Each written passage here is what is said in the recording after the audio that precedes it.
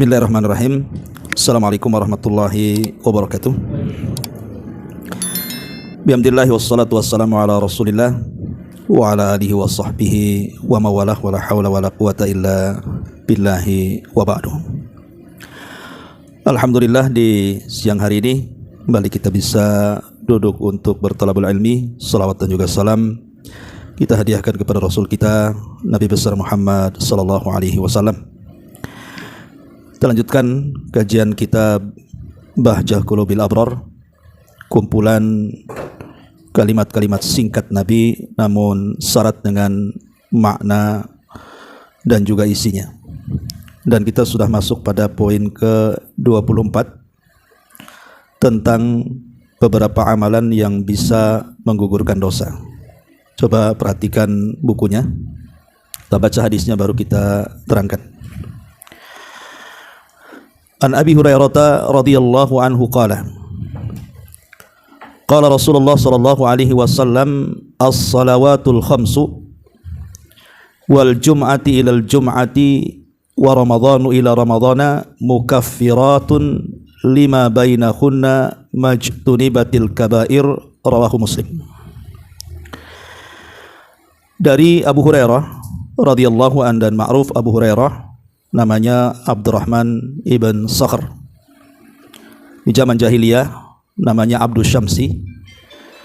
Kemudian beliau masuk Islam di tangan Tufail ibn Amr ad-Dawsi. Kemudian ketika berjumpa dengan Nabi SAW, maka Rasul mengganti nama Abdus Syamsi karena berbau kesyirikan menjadi Abdurrahman.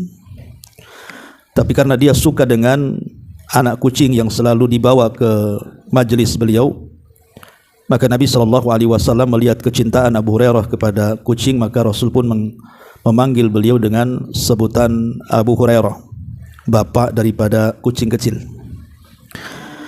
Lah Abu Hurairah radhiyallahu an, beliau mengatakan Nabi SAW bersabda, salat 5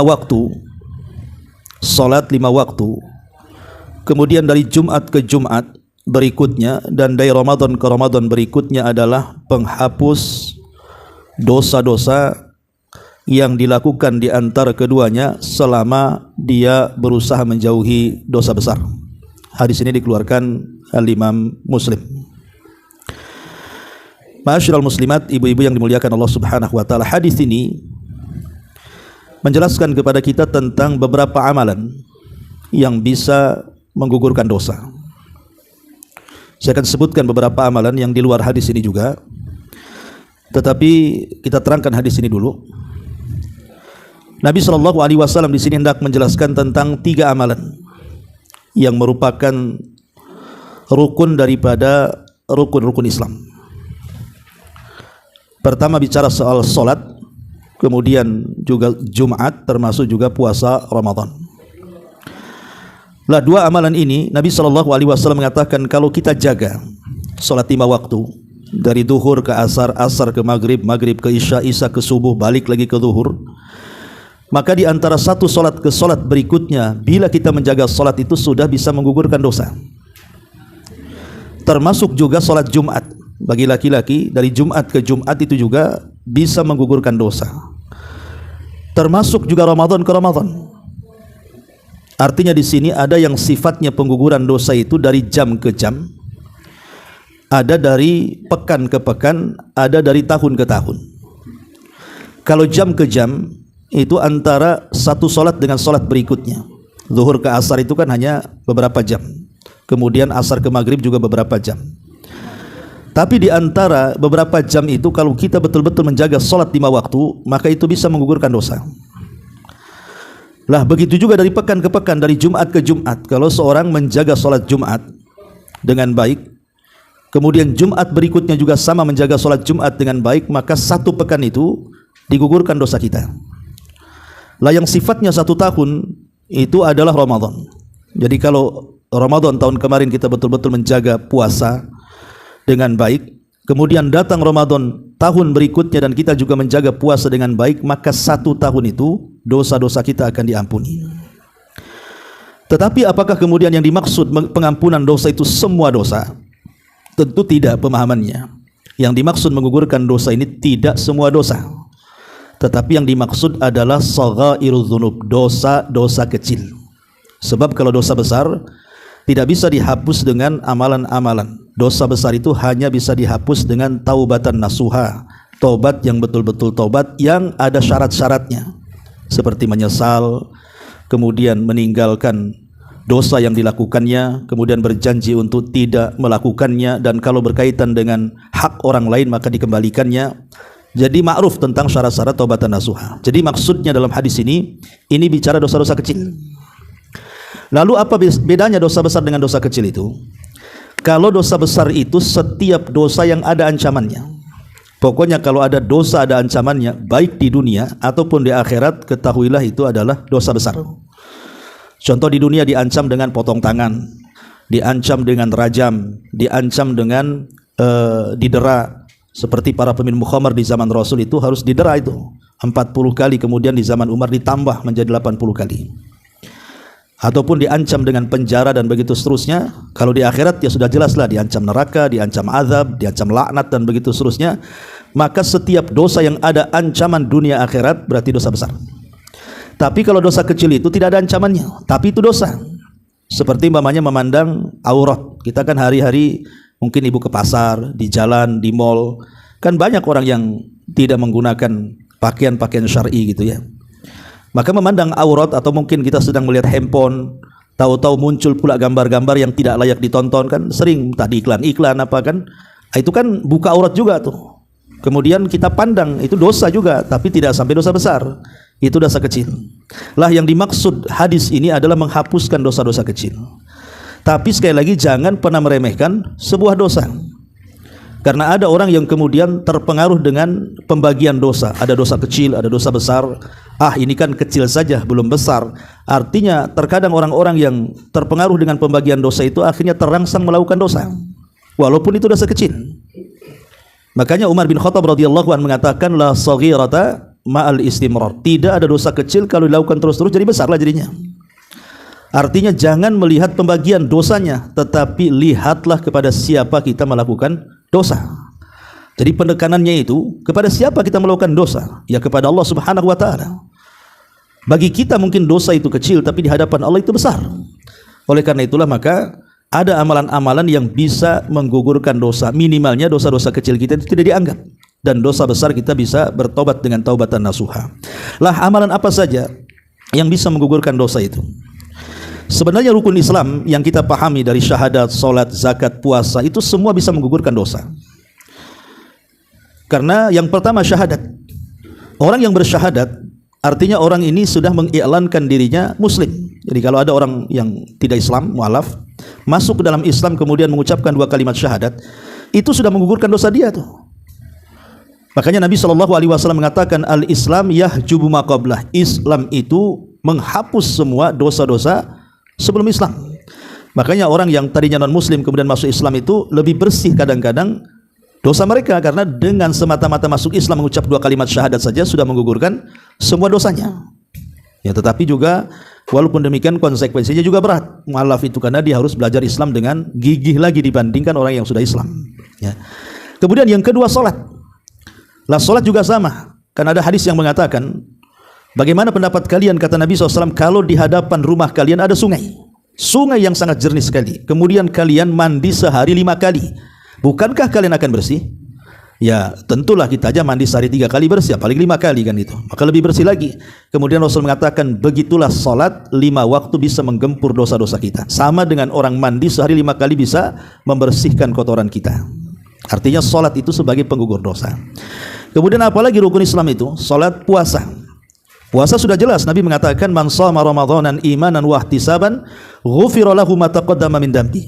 Siapa yang berpuasa Ramadan penuh iman dan mengharap pahala Allah, Allah hapuskan dosa-dosanya. Jelas puasa juga menggugurkan dosa. Kemudian apalagi? Haji. Haji juga sama, karena Rasul mengatakan, man hajjal baita falam yarfus walam yafsuk raja'a ka yaumin waladathu ummuhu. Kata Rasul, siapa yang haji, saat haji dia tidak melakukan kefasikan, saat haji dia tidak mengeluarkan kata-kata kotor, maka dia pulang ke rumah seperti bayi yang baru dilahirkan. Artinya tidak punya dosa.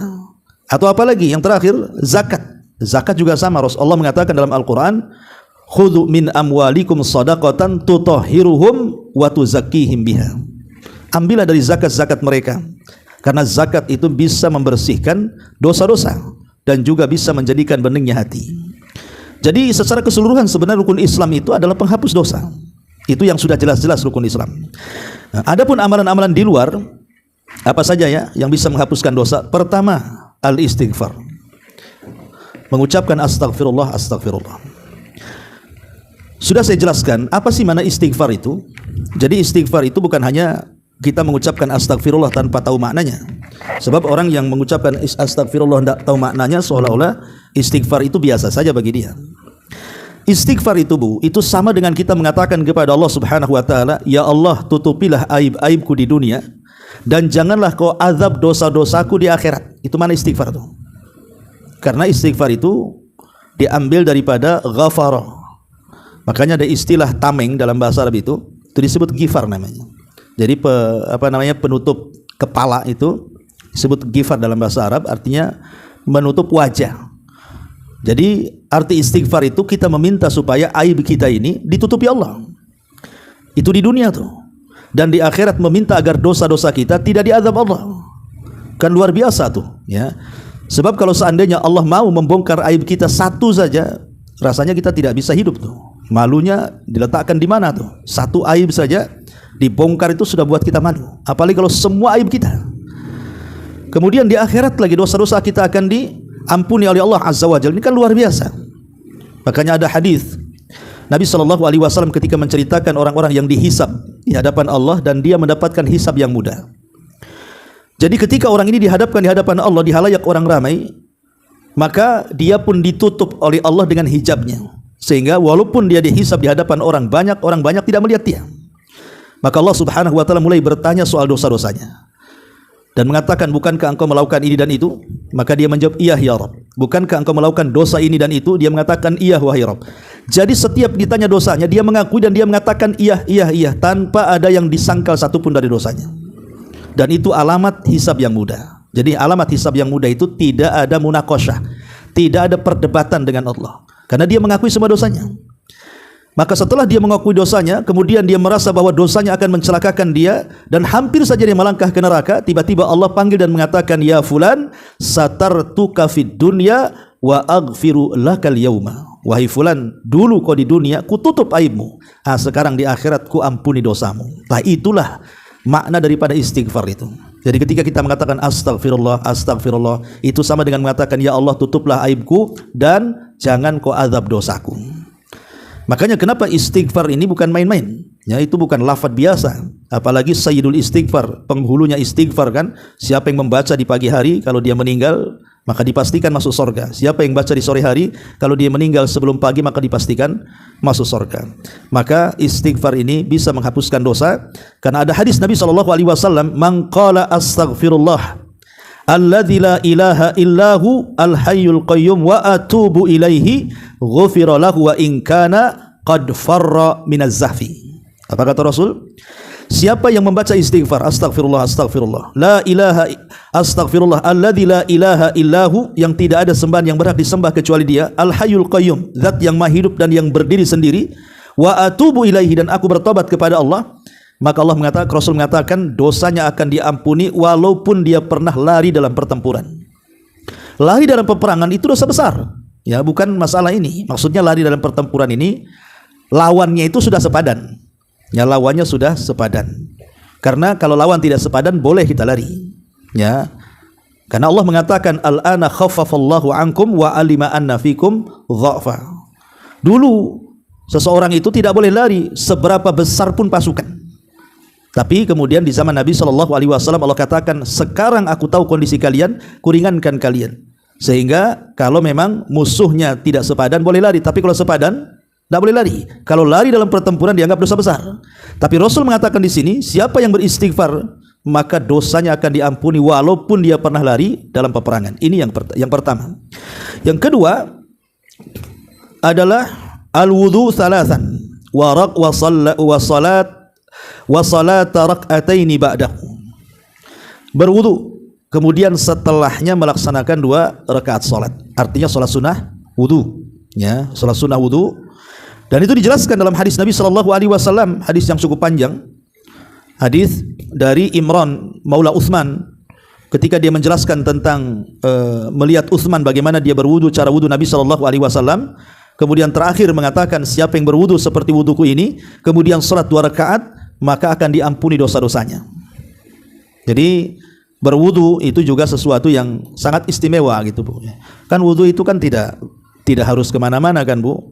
Bisa di rumah, kamar mandi sudah ada, habis itu salat 2 rakaat itu sudah cukup, itu menghapuskan dosa. Ini yang kedua. Kemudian yang ketiga, ta'minu man wafaqa ta'minahu fi sholati ta'minal malaika. Jadi ketika salat kita mengucapkan amin, maka jikalau amin kita ini ada kesesuaian dengan amin para malaikat, maka itu bisa menghapuskan dosa-dosa kita. Makanya teori amin dalam salat itu tidak boleh menunggu imam amin baru kita amin, ya. Tetapi ketika imam mengucapkan ghairil maghdubi alaihim waladhdallin, maka serentak makmum itu amin bersama aminnya imam, ya. Jadi amin itu bersamaan dengan aminnya imam makmum itu. Dari mana kita tahu? Ya dari bacaan imam. Kalau sudah imam mengucapkan ghairil maghdubi alaihim waladhdallin, lekas kita mengucapkan amin supaya amin kita sama dengan amin imam, serentak. Lah siapa yang serentak aminnya ini, kemudian juga serentak dengan aminnya malaikat di langit, maka itu bisa menggugurkan dosa. Kata Nabi sallallahu alaihi wasallam, man wafaqa ta'minal malaikati ghufira lahu ma taqaddama min dambi. Jadi barang siapa yang aminnya selaras dengan aminnya para malaikat, maka ini juga penyebab dosa-dosanya akan diampuni. Ini juga di antara amalan yang bisa menghapuskan dosa. Kemudian juga di antara amalan yang bisa menghapuskan dosa adalah yang sangat mudah sekali, adalah mengucapkan kalimat seperti yang diucapkan muadzin. Dari Nabi sallallahu alaihi wasallam, Rasul mengatakan, man qala hina yasmaul muadzin, barang siapa yang mendengar suara azan, kemudian dia mengatakan, wa ana asyhadu alla ilaha illallah wahdahu la syarikalah wa anna Muhammadan abduhu wa rasuluh, raditu billahi rabba wa bil islami dina wa bi Muhammadin nabiyya wa rasula, ghufira lahu ma taqaddama min dambi. Jadi Bu, kalau Ibu dengar suara azan, kemudian kan kita disunahkan untuk mengikuti apa yang diucapkan muadzin. Kalau muadzin mengatakan Allahu Akbar, kita katakan Allahu Akbar, sampai kepada hayya ala taini, hayya ala shalah dan hayya ala falah, jangan diikuti, tetapi membaca la haula wala quwata illa billah.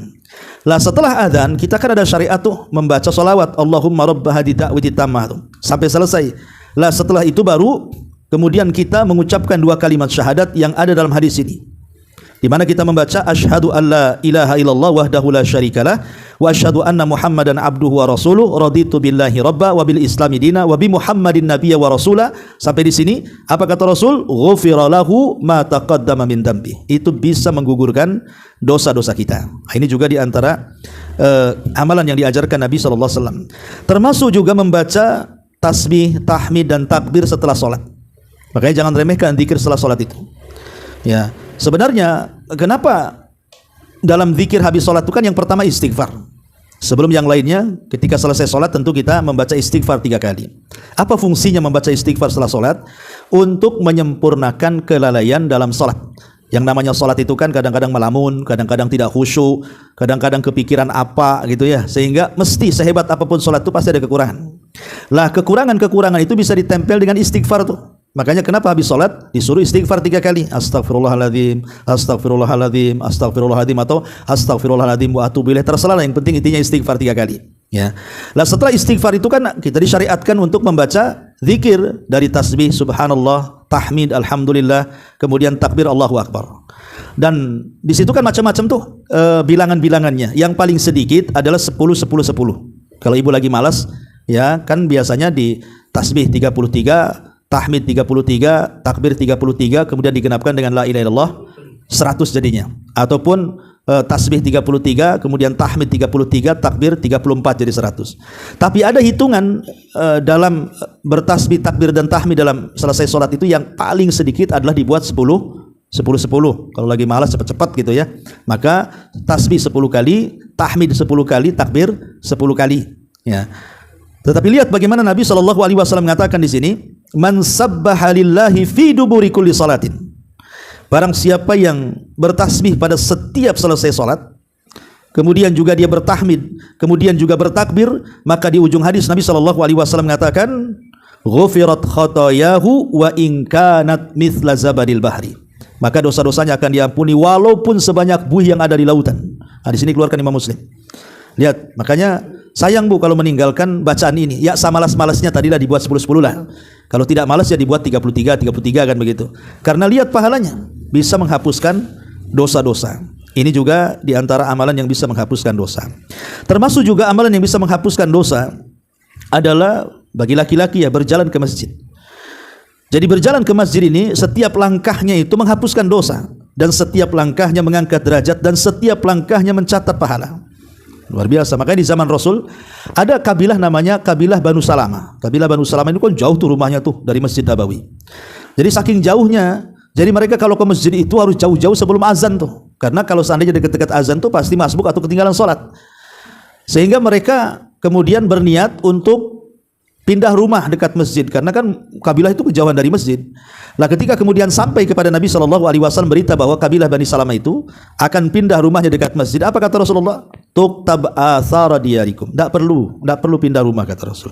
Gak apa-apa kamu di situ, karena setiap perjalanan kalian dari rumah kalian ke masjid itu menghapuskan dosa-dosa kalian, kata Rasul. Ada pengaruh-pengaruhnya. Ketika Rasul mengatakan seperti itu, akhirnya tak jadi pindah dia. Ya, tak jadi pindah. Artinya kalau memang memungkinkan jalan kaki ya jalan kaki gitu ya. Tapi memang syariat Islam kan bukan mempersulit. Ya, sekarang sudah ada sepeda motor, sudah ada mobil, sudah ada kendaraan. Ya, gunakanlah nikmat Allah Subhanahu wa taala dengan kendaraan itu. Itu bagi laki-laki, tapi bagi perempuan cukup di rumah dan pahalanya sama. Ya, pahalanya sama walaupun perempuan tidak ke masjid, tapi pahalanya sama. Termasuk juga di antara penghapus dosa yang disebutkan oleh para ulama adalah sabar ketika tertimpa musibah. Jadi sabar ketika tertimpa musibah itu bagian daripada penghapus dosa juga. Karena Rasul yang mengatakan, ya, ma yusibul muslimin nasabin wala wasabin wala hammin wala haznin wala adhan wala gham hatta syaukati yushakuha illa kafarallahu biha min khatayahu. Apa kata Rasul? Tidaklah seorang muslim itu ditimpa keletihan, ditimpa rasa sakit, ditimpa atau dirundung kebingungan, stres, ataupun ujian-ujian, sampai pun kepada duri yang menancap di kaki, kata Nabi, kalau dia sabar maka itu bisa menghapuskan dosa-dosanya. Subhanallah ya. Sebenarnya kalau orang-orang yang mereka sedang sakit hari ini, mereka tahu tentang keutamaan sabar di atas musibah itu, mereka itu sebenarnya sudah mendapatkan pahala dan penghapus dosa tanpa harus melakukan apapun. Berbaring saja dapat pahala, berbaring saja dosanya sudah dihapuskan.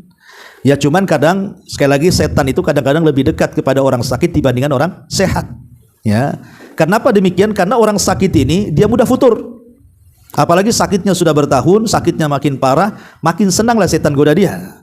Pasti biasanya orang yang paling mudah putus asa itu orang sakit biasanya. Makanya kalau seandainya dia mau sabar, pahalanya besar sekali. Contoh di zaman Nabi, ada seorang wanita itu terkena penyakit tak sadarkan diri, Bu. Jadi kalau sudah kena penyakit itu tidak sadar, kadang-kadang guling-guling terbuka lah aurat dia. Jadi akhirnya kemudian dia datang kepada Nabi SAW. Ya, semacam kesurupan lah mungkin dia itu. Jadi mungkin apa ya bahasanya, penyakit ayan ya. Jadi ada orang yang kena ayan di zaman Rasul, seorang wanita. Itu kalau sudah datang ayannya, guling-guling auratnya terbuka-buka tuh. Sehingga kemudian dia datang kepada Rasul mengatakan, Rasul, saya minta kepadamu, berdoalah kepada Allah, sembuhkanlah penyakitku. Sebab kalau kumat penyakitku ini, auratku nampak kemana-mana. Maka Nabi SAW mengatakan, baik, tetapi aku kasih pilihan. Kata Nabi SAW, kalau kau mau, aku akan berdoa kepada Allah, semoga Allah menyembuhkan penyakitmu. Tetapi kata Rasul, wala in sabarti falakil jannah. Tapi kalau engkau mau sabar, engkau dapat surga. Milih mana? Milih sabar dapat surga atau milih sembuh penyakitmu? Tiba-tiba kemudian mengatakan, ya Rasul, aku milih yang kedua, aku ingin masuk surga. Tapi ya Rasulullah, saya tidak hendak meminta kesembuhan penyakitku, cuman tolong saja doakan kepada Allah, kalau kemudian penyakit itu datang secara tiba-tiba, mohon kepada Allah agar aku tidak menyingkap auratku saja. Lihat bagaimana Rasul mengatakan, wala in sabarti falakil jannah. Kalau kau sabar, kau dapat surga. Ya, karena orang yang sabar di atas musibah itu, dosa dia saja digugurkan. Sehingga ketika Allah takdirkan dia meninggal karena sakitnya dan dia sabar dan mengharap pahala Allah, ya sudah jelaslah pahalanya surga. Ya, tapi sekali lagi bahwa ujian terbesar ketika dalam hidup itu ketika berusaha sabar ditimpa musibah itu memang agak berat. Ya, bukan perkara mudah. Ya, kita bisa bilang sabar, sebenarnya enggak sabar itu. Ya, karena tadi ujian orang yang sakit itu setan lebih dekat dengan dia dibandingkan malaikat tadi. Ya, makanya lihat orang yang sakit itu kadang-kadang pengen mati kadang-kadang. Saya mati aja daripada hidup kan itu. Apalagi melihat orang-orang yang menjaga dia sudah kelelahan, keletihan, kecapean, akhirnya dia mengatakan, "Udahlah, aku lebih baik mati saja." Ya, ini kan itu menunjukkan apa? Menunjukkan keputusasaan, dan putus asa itu lebih besar dosanya dibandingkan melakukan dosa. Orang putus asa itu lebih besar dosanya dibandingkan orang melakukan dosa. Kenapa? Karena putus asa itu menghalangi dia dengan tobat kepada Allah Subhanahu wa taala. Ini juga sabar di atas bala juga termasuk penggugur dosa. Termasuk juga hadir di majelis ilmu. Jadi orang-orang yang hadir di majelis ilmu juga bisa menggugurkan dosa. Makanya Nabi SAW ketika mengatakan bahwa, "Ya Rasulullah, ada orang-orang yang tidak ada niat hadir di majelis taklim, tapi kebetulan dia ada keperluan kepada kawannya ada di majelis taklim, akhirnya dia ikut duduk di situ." Ya, sebenarnya nggak niat datang, cuman ingin menemui kawannya, kebetulan kawannya ada di majelis taklim, akhirnya ikut duduk pula di situ dia. Apakah orang seperti ini juga dapat keutamaan? Maka Rasul mengatakan, itulah kaum yang tidak akan pernah celaka kawan dekatnya. Itulah kaum yang tidak akan pernah celaka karena kawan dekatnya. Karena kawan dekatnya kan ahli ngaji. Kemudian Nabi SAW mengatakan di ujung hadis, "Qumu maghfurul lakum." Berdirilah kalian, pulanglah kalian karena dosa-dosa kalian sudah diampuni. Jadi semata-mata orang duduk di majelis taklim, okelah dia nggak dapat apa-apa. Ya, mungkin bosan dengan temanya, bosan dengan ustadznya, bosan dengan kitabnya, ya, ataupun tidak ada unsur kesengajaan, tapi dia mau hadir dari awal sampai akhir. Kata Rasul, "Qumu maghfurul lakum." Berdirilah kalian, pulanglah kalian karena dosa kalian sudah diampuni. Jadi hanya semata-mata duduk saja itu dapat pahala, yang kedua dihapuskan dosa. Karena orang yang duduk di majelis taklim kan tidak mesti harus cari ilmu. Ada orang yang cari berkah. Makanya kalau kita lihat, ibu kalau pernah umroh, ya kan, di Masjid Nabawi itu kan banyak tuh halaqah-halaqah masyayikh itu. Ya, terkadang yang duduk dengan yang ngajar itu lebih pintar yang duduk tuh. Ya, kadang-kadang yang duduk ngaji di bawah itu profesor, doktor itu kan. Yang ngajar ya mungkin di bawah dia.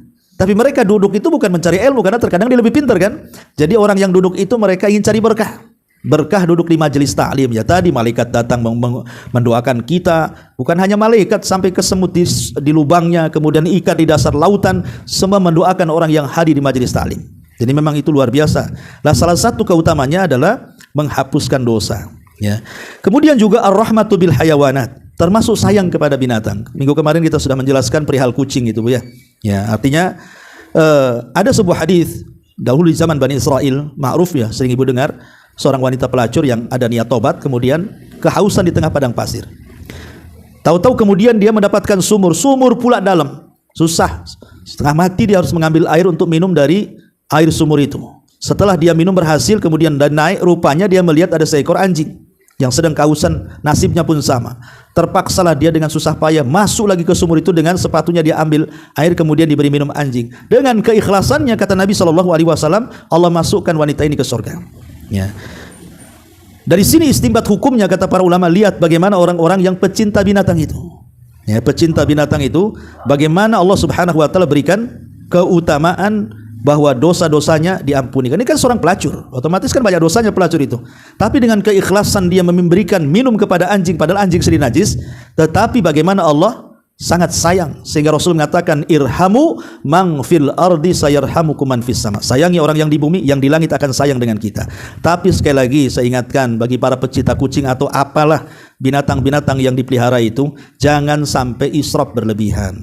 Kadang ada binatang-binatang itu ngabisin uang. Ya, beli pakannya itu sampai mahal-mahal, sementara punya tetangga miskin-miskin, yang disedekahkan ke kucing, tetangga pula kelaparan. Nah, ini salah ya. Tetap kita menyantuni fakir miskin lebih utama dibandingkan ngasih makan binatang. Jadi jangan sampai kemudian diprioritaskan di atas manusia. Ya, boleh kita sayang dengan binatang, tetapi kan ada aturan. Kita ini tidak boleh, kalau kita tidak sanggup memelihara binatang kayak kucing ini kan kadang-kadang ada yang mahal-mahal tuh. Ya, kadang makannya nggak sembarang itu, harus beli yang mahal-mahal itu. Sementara gaji suaminya tak banyak kan itu. Ingat kemarin saya kisah, ada suami istri mau cerai gara-gara kucing gitu kan. Karena gaji suaminya habis untuk beli pakan kucing, akhirnya marah suaminya, minta cerai akhirnya kan. Masa cerai gara-gara kucing kan nggak masuk di akal tuh. Ya, ini juga harus dipahami, sayang ya sayang dengan binatang, dengan keutamaan yang luar biasa, tapi juga harus melihat aspek-aspek yang lainnya. Ini juga termasuk hal-hal yang bisa menggugurkan dosa. Termasuk juga al-musafah. Musafah itu artinya kalau ketemu seorang muslim, kemudian mengucapkan salam, kemudian kita salaman. Ya selama kita salaman itu dengan kawan kita, umpamanya ibu nih mau ke pengajian, kemudian otomatis kan ramai tuh di majelis taklim, kemudian datang, assalamualaikum om, kemudian salaman. Lah salaman ini bu, ini akan menggugurkan dosa sebanyak lamanya kita ini memegang tangan saudara kita. Jadi makin lama dipegang itu, makin banyak dosa yang dilunturkan tuh. Ya, jadi jangan sebentar kalau megang tangan tuh, agak lama dikit ya.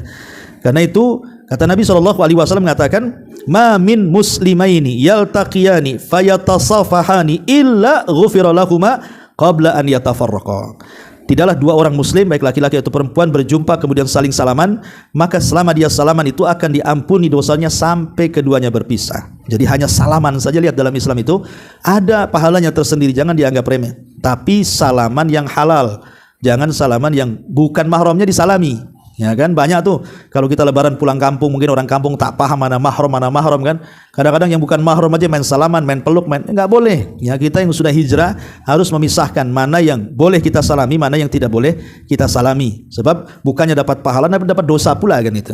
Maka ini harus dipahami. Kemudian juga hal-hal yang bisa menghapuskan dosa yang disebutkan para ulama adalah perasaan takut yang mendalam. Jadi ibu kalau takut dosa, itu semata-mata takut dosa bu, pengen taubat, itu sudah menghapuskan dosa tuh. Karena dulu di zaman Bani Israel, Rasul mengatakan ada seorang laki-laki itu semua dosa sudah dilakukan dia, tidak ada satupun dosa kecuali pernah dilakukannya.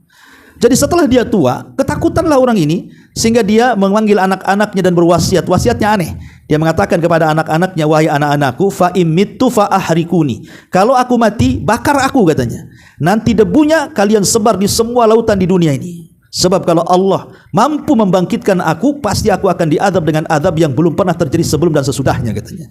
Nah, akhirnya apa? Setelah dia mati, betul-betul dibakar. Wasiatnya dipenuhi anak-anaknya tuh. Setelah dibakar, abunya disebar di semua lautan.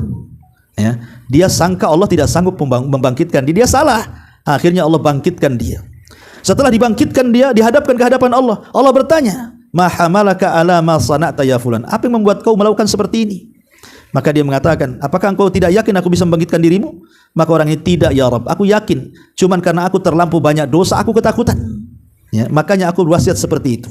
Maka Allah kemudian mengatakan, al-an laqad ghafartu laka. Sekarang sudah aku ampuni dosa-dosamu. Coba bayangkan. Ya, ini kan kisah syariat orang dulu ya. Kalau zaman sekarang kan tidak boleh, kalau orang meninggal kalau dibakar, ya dipendam. Ini kan cerita orang dulu ya.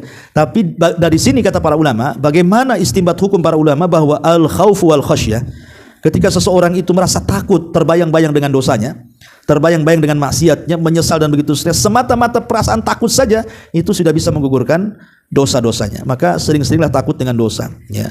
Taib. Kemudian juga termasuk yang bisa menggugurkan dosa adalah mashu al-hajaril aswad. Ini tentu bagi yang umroh ya, yang mengusap hajar aswad. Karena Nabi SAW yang mengatakan dalam hadis nabinya, inna mashal hajaril aswadi war ruknil yamani yakhuttanil khataya khatayahu. Kata Rasul, siapa yang mengusap hajar aswad dan rukun yamani, maka akan dihapuskan kesalahan dan dosa-dosanya. Tetapi sekali lagi, walaupun jelas keutamaannya, jangan sampai kemudian orang memaksakan diri untuk mencium hajar aswad. Kalau seandainya menjadikan madarat, karena kan susah itu. Ya, susah sekali. Ya, jadi saya cerita ikhwan-ikhwan yang ingin umroh ke sana, ingin mencium, itu susah sekali. Ada yang sampai bisa, itu pun menyakiti orang. Ya, harus sikut kanan kiri, dorong kanan kiri, itu tak boleh. Waktu ibadah tidak boleh nyakiti orang. Kalau tidak bisa ya sudah, dari kejauhan sajalah kan itu. Tapi kalau Allah takdirkan bisa mencium, bisa mengusap, maka pahalanya luar biasa. Bisa menghapuskan dosa-dosa. Termasuk juga mudahnya memaafkan kesalahan orang. Ya, mudahnya memaafkan kesalahan orang. Seperti yang disebutkan dalam surah An-Nur ayat 22. Wala ya'tali ulul fadli minkum wasa' an yu'tu ulil qurba wal masakin wal muhajirina fi sabilillah wal ya'fu wal yasfahu ala tuhibbuna an yaghfirallahu lakum wallahu ghafurur rahim. Tidak boleh orang-orang yang diberikan keluasan harta bersumpah untuk tidak memberikan nafkah kepada kerabat dan juga orang-orang miskin serta para mujahidin fi sabilillah. Hendaklah maafkan, lapang dadalah. Bukankah engkau ingin Allah mengampuni dosa-dosa kalian, dan Allah Maha Pengampun lagi Maha Penyayang. Ayat ini sebenarnya ada asbab nuzulnya, Bu.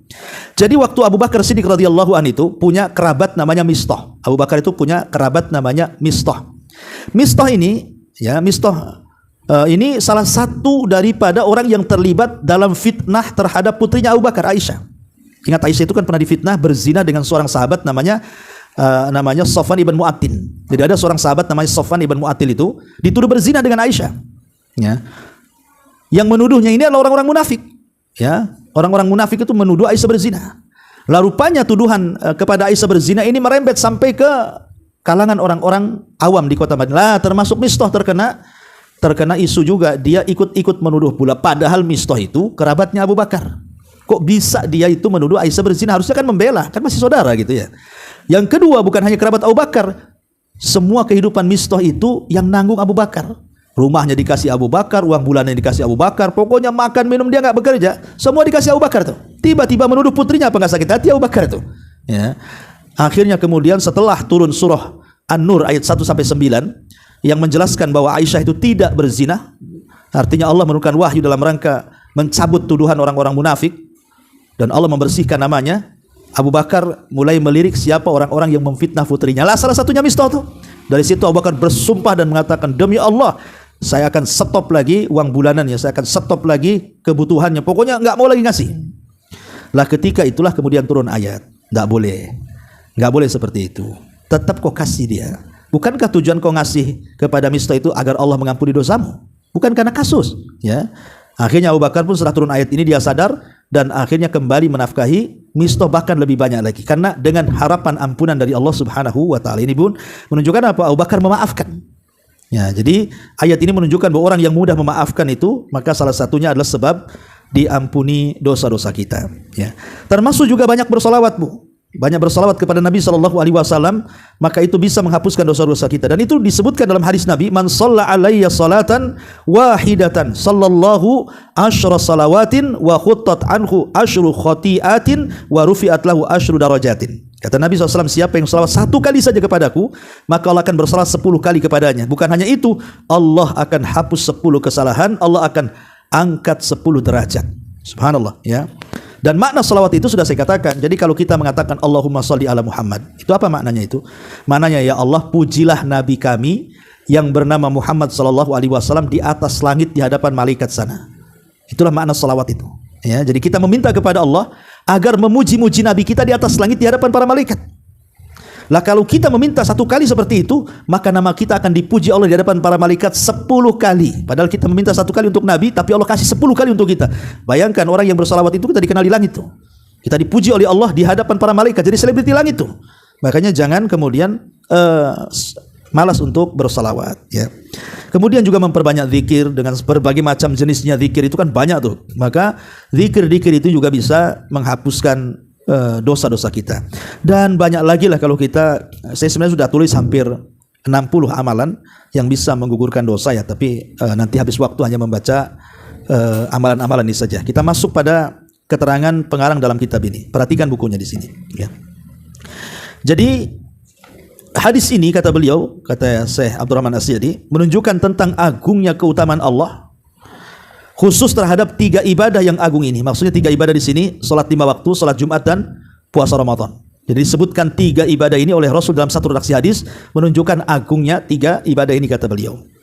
Kemudian beliau mengatakan di antara buah dari ibadah-ibadah tersebut adalah bahwa Allah menjadikan sebagai penyempurna agama dan juga keislaman seseorang hamba.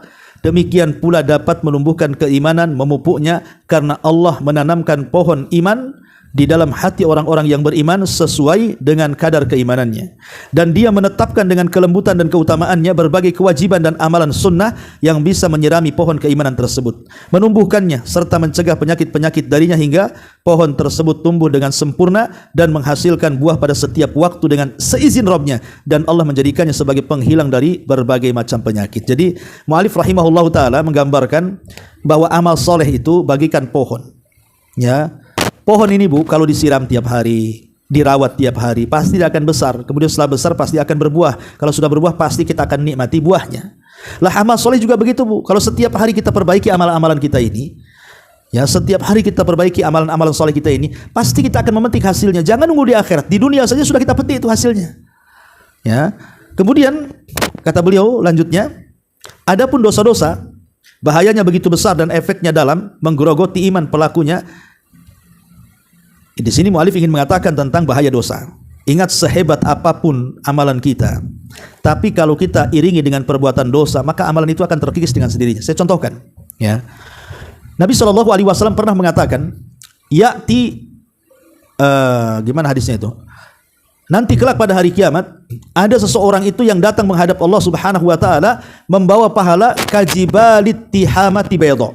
Kata Rasul, membawa pahala sebesar gunung Tihama. Gunung Tihama itu gunung terbesar kedua setelah Uhud, ya. Jadi ada orang yang datang kepada Allah membawa pahala sebesar gunung Tihama. Tapi apa kata Allah? Kata Rasulullah, faja'alaha haba'an manthura. Rupanya pahala sebesar gunung itu tiba-tiba hilang. Tiba-tiba hilang begitu saja. Kok bisa? Ya, sahabat bertanya kepada Nabi, kok macam mana bisa hilang pahala sebesar itu wahai Rasul? Kenapa Allah buat amalan itu kok hilang begitu saja? Kemudian Rasul memberikan alasannya. Apa alasannya? Karena orang itu idza khalau bimaharimillahin tahakuha. Idza khalau bimaharimillahin tahakuha. Karena semasa di dunia kalau dia sedang bersendirian, tidak ada yang tahu, dia pun mulai merobek keharaman-keharaman Allah. Artinya maksiat yang tidak ada yang tahu kecuali dia dengan Allah. Lihat, maksiat yang tidak terang-terangan bisa menghapuskan pahala sebesar gunung Tihama, coba kan. Nah, sekarang maksiat tidak terang-terangan itu mudah kan, Bu? Tinggal beli handphone, kasih kartu data, isi gitu ya. Kemudian tontonlah di situ. Segala macam ada tuh di handphone itu. Yang menyebarkan berita hoax yang ada di situ, yang menyebarkan situs-situs hoax yang ada di situ kan. Ngadu domba ada di situ, gibah ada di situ, video-video porno dan yang asusila semua ada di situ. Macam-macam, coba kan. Tinggal pegang handphone, masuk kamar, kunci, udah. Itu udah maksiat bersendirian tuh. Ya. Makanya kenapa para ulama mengatakan kalau dosa kita pahala kita ini jangan sampai hilang, karena kan hampir setiap hari kita ini bermaksiat tidak terang-terangan. Maka buatlah amalan yang tidak terang-terangan juga. Jadi kalau satu hari kita bermaksiat dengan yang tidak terang-terangan, buat juga amalan yang tidak terang-terangan. Entah zikir, dia tidak ada yang tahu dengan Allah, istighfar, sholawat antara dia dengan Allah. Supaya balance, supaya tidak hilang pahala kita gitu maksudnya. Nah di sini kemudian mu'alif rahimahullah mengatakan bahwa perbuatan baik itu bisa menghapuskan perbuatan jahat. Innal hasanat yudhibna sayyi'at. Sungguhnya amalan-amalan yang baik itu bisa menghapuskan perbuatan buruk. Karena begini, Bu, di zaman Rasul ada anak muda. Anak muda ini sedang berkhalwat dengan seorang wanita. Dia tidak berzina, ya mungkin raba-raba, cium-cium, peluk-peluk gitu saja, tapi tidak berzina besar, tidak. Tapi bagi para sahabat Nabi, walaupun berkhalwat dengan seorang wanita itu sudah kayaknya dosanya segede gunung tuh. Kalau sekarang biasa aja kan gitu. Tapi di zaman itu dosa kecil itu kayak dianggap besar kan gitu ya. Makanya kemudian datang kepada Nabi SAW menceritakan, Rasul, aku baru saja melakukan dosa besar. Padahal ya dosanya tidak besar kan gitu. Tapi bagi sahabat itu besar. Dia mau nyesal sekali. Rasul, saya sudah melakukan dosa besar, katanya. Kata Rasul, dosa apa? Saya sudah berkhalwat dengan seorang wanita, katanya. Kemudian Rasul mengatakan, tadi waktu asar, apakah kau salat jamaah dengan aku? Hal shallaital asra jama'atan. Tadi kau waktu salat asar itu kau berjamaah denganku? Maka anak muda ini mengatakan, iya wahai Rasul, aku berjamaah denganmu. Maka Rasul mengatakan, idhab faqad ghafarallahu lak. Pergi, Allah sudah mengampuni dosa-dosamu. Jadi hanya semata-mata salat berjamaah, salat asar saja, itu dosa khalwatnya sudah hilang, gitu ya. Dari sini menunjukkan bahwa al hasanat yudhibna sayyi'at. Terkadang kebaikan-kebaikan itu bisa menghapuskan keburukan. Maka perbanyaklah berbuat baik, karena dengan kebaikan itu bisa menghapuskan keburukan. Wallahu a'lam bishawab. Yang jelas bahwa ingat dosa, kata beliau, bahwa dosa itu terbagi dua, ada dosa besar, ada dosa kecil. Tapi jangan terkecoh dengan pembagian ini, tetapi ingatlah kepada siapa kita melakukan dosa. Wallahu a'lam bishawab. Ini keterangan singkat dari pengarang Syekh Abdurrahman As-Sa'di rahimahullahu taala. Tapi sampai di sini, Bu, kita buat soal jawab, silakan kalau ada yang mau bertanya.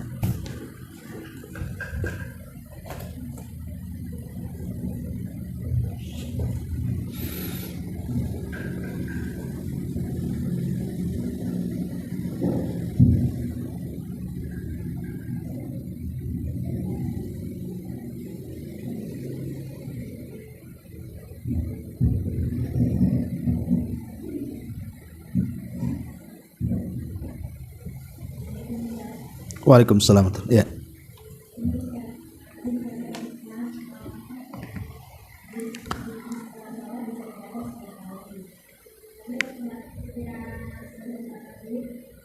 Dengar.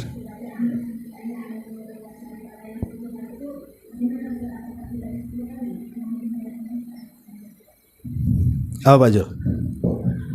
Surat-surat itu kan dibaca 10 kali kan, kalau la ilaha illallah wa syarikana itu bisa dibaca 10 kali juga. Oh enggak, itu baca sekali aja. Itu sebagai penggenap yang 99.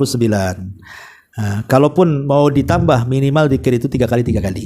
Ya, minimal 3 kali 3 kali. Jadi yang jelas bilangannya Itulah sesuai dengan bilangan.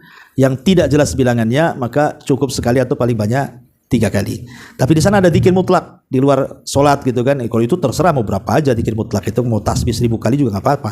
Kalau itu posisinya di luar daripada sholat gitu ya, atau selepas sholat. Karena zikir selepas sholat kan ada kefiahnya, ada caranya, ada bilangannya. Ya, wallahu a'lam.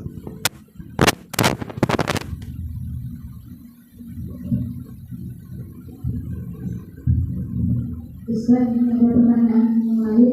Ya. Apakah jika seseorang itu datang ke kubur, Ustaz? Kalau seseorang itu dari apa saja datang ke kubur, apakah sudah dipastikan dia juga akan masuk neraka, Ustaz? Orang yang diazab kubur apa dipastikan masuk neraka? Pertanyaannya gitu ya. Ya, alhamdulillah. Utsman bin Affan radhiyallahu an itu kalau diingatkan soal neraka itu raut wajahnya biasa aja. Tapi kalau diingatkan tentang kuburan dia langsung menangis. Sehingga dikatakan, "Wa ma yubkika ya Amirul Mukminin?" Apa yang membuat Anda menangis wahai Utsman, Amirul Mukminin? Maka Utsman mengatakan, "Waihakum, celaka kalian.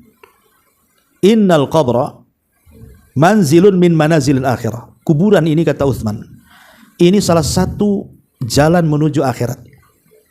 Kalau dia dimudahkan di kuburan ini, maka akan mudah setelahnya. Tapi kalau dipersulit di kuburan ini, maka akan lebih sulit setelahnya. Ya, kenapa? Karena kuburan itu baru mukaddimah tuh. Belum azab yang sesungguhnya. Kalau dapat azab kubur itu kan mukaddimah saja. Azab kubur itu mukaddimah karena kan sifatnya alam barzah, alam kubur itu kan alam penantian. Dia hanya menanti sampai kiamat untuk dihisab. Kalau belum ada hisab, belum ada proses apa-apa, hanya azab saja. Itu karena gara-gara dia ketika tidak lulus dari fitnah dari pertanyaan muka dan nakir saja kan. Ya. Apakah kemudian setiap orang yang diazab kubur akan masuk neraka? Jawabannya ya tidak. Ya, sekali lagi tidak. Tapi kemungkinan iya. Tapi bisa juga tidak. Kenapa? Karena proses di akhirat itu, ya kan, proses di akhirat itu kan itu tergantung masyiatillah. Dan tergantung siapa yang diazab. Kalau yang diazab orang kafir ya sudah jelas dia masuk ke neraka kan, itu ya, orang musyrik, orang kafir, orang munafik itu jelas. Tapi kalau orang-orang yang diazab itu seorang muslim, muwahhid, tapi dia ahli maksiat, kemudian dengan maksiatnya dia mendapatkan azab kubur gitu ya. Kemudian setelah proses nanti di alam hisab dapat syafaat dan begitu seterusnya, ya bisa iya masuk neraka, ya bisa tidak, tergantung syafaat nanti. Dan tergantung rahmat kasih sayang Allah Subhanahu wa taala kepada dia. Jadi siapa yang diazab di kuburan itu dulu, ya. Karena ada juga azab kubur itu yang akan meringankan dia dari dosa, ada juga yang akan memperberat dia dari dosa. Tergantung kadar dosanya. Wallahu a'lam. Ini di YouTube ada pertanyaan juga ini. Ustaz, apakah mendengar live kajian di YouTube sama dengan yang hadir? Ya tidaklah. Yang hadir tentu jelas. Sebab yang hadir itu jelas ayatnya, jelas hadisnya. Jadi orang yang hadir itu malaikat akan menaungi dia, akan diampuni dosa-dosanya, akan mendapatkan berkah ilmu dan begitu seterusnya. Segudang keutamaan orang yang hadir di majelis taklim. Tapi kalau hanya mendengarkan di YouTube, ya, ia dapat pengetahuan ya, tapi tidak dapat barokah majelis karena Anda tidak sedang bermajelis taklim, hanya mendengarkan lewat media saja. Tapi walaupun demikian, tetap Anda mendapatkan pahala, mendapatkan pengetahuan, mendapatkan ilmu di situ. Ya, tidak sebesar orang yang hadir di majelis taklim gitu saja. Ya, karena hadis-hadis tentang keutamaan itu kalau hadir di majelis taklim. Wallahu a'lam. Ya. Ya, saya kira cukup. Subhanakallahumma bihamdika asyhadu an la ilaha illa anta astaghfiruka